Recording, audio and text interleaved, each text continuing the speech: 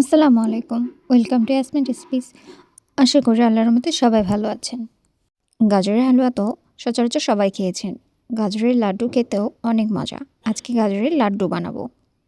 প্রথমে ফ্রাই প্যানে ২ চামচের মতো ঘি দিয়ে ১ কাপের মতো কাঁচা সুজি দিয়ে কিছুক্ষণ আমি ভেজে নিব। সুজিটা হালকা ভাজবো, বেশি ভেজে নিব না। চুলার ফ্লেম অল্প রেখে সুজিটা ভালোভাবে ভেজে নিব।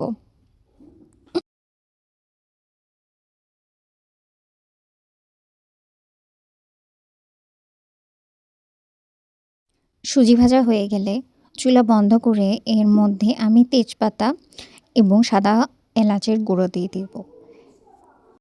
হাফ কেজি গাজর আমি গ্রেট করে রেখে দিয়েছিলাম, সেটা এখন এর মধ্যে দিয়ে দেব। মিষ্টি খাবারে একটু পরিমাণে লবণ দিলে স্বাদটা বেড়ে যায়, তাই স্বাদের জন্য একটু লবণ দিয়ে দিব এবং এখানে পরিমাণ মতো চিনি দিয়ে দিব। আপনারা যেমন চিনি খান তেমন ব্যবহার করবেন। আর ১ কাপের মতো দুধ দিয়ে দিব। সব কিছু দেওয়ার পর আমি চুলা অন করে দিব, দিয়ে মিক্স করে নিব সব কিছু এবং হাফ কাপের মতো গুঁড়ো দুধ দিয়ে দেব। গাজরের মিক্সচারটা আমি ততক্ষণ রান্না করব যতক্ষণ আঠালো না হয়ে গেছে, কারণ যদি পানি থাকে তাহলে লাড্ডুগুলো ভালো হবে না।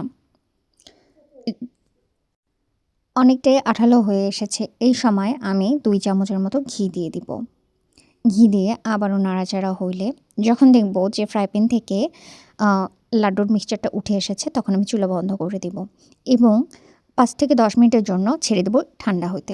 বেশি ঠান্ডা করা যাবে না, অল্প ঠান্ডা হইলেই হাতে সহ্য পাবে এমন যখন হবে তখন নিয়ে লাড্ডু বানাইতে হবে, কারণ গরম অবস্থায় যদি হাতে নিয়ে নেন তাহলে হাতে চিটকে ধরবে। তো হাতে সহ্য পাওয়ার মতো হয়ে গেছে, এখন আমি লাড্ডুগুলো বানিয়ে নিব। লাড্ডুগুলো খেতে এত মজা যে একবার বানাইলে বারবার বানাইতে ইচ্ছে করবে। আর লাড্ডুগুলোর উপরে আমি কাজু বাদাম দিয়ে দিয়েছি। তো এক এক করে সবগুলো আমার লাড্ডু বানানো হয়ে গেছে। তো রেসিপিটি কেমন হয়েছে অবশ্যই জানাবেন। সবাই ভালো থাকবেন, সুস্থ থাকবেন। আল্লাহ হাফেজ।